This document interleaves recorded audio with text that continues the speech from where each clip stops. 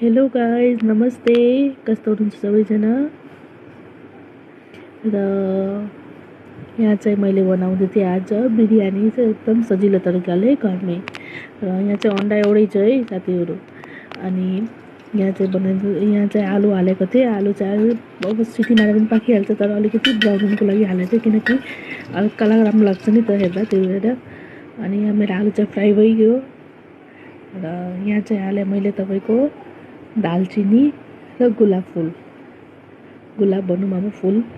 अनि यहाँ हालेँ तेजपत्ता, त्यसपछि हालेँ गोटा जिरा अनि प्याजलाई चाहिँ अलिकति रातो रातो पारेर त्यसपछि हाल्छु टमाटर।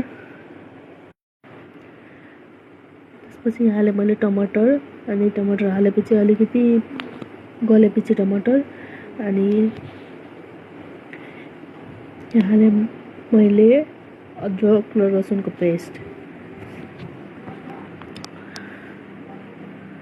तपाईँहरूले पनि खान सक्नुहुन्छ घरमै बनाएर, बहुत टेस्टी हुँदो रहेछ।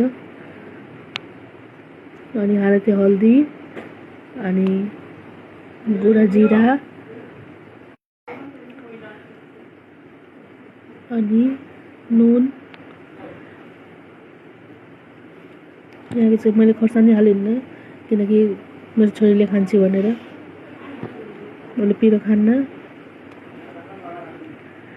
अनि यहाँ हालेँ आलु र अन्डा।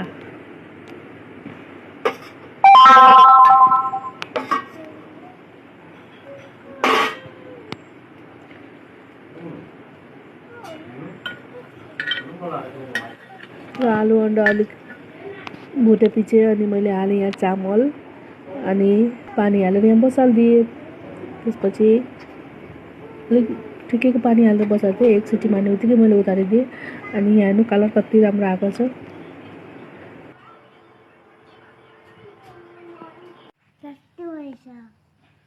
हो, कस्तो टेस्टी छ? टेस्टी? यता हेर्देऊ त, हातले यस्तो गरिदेऊ।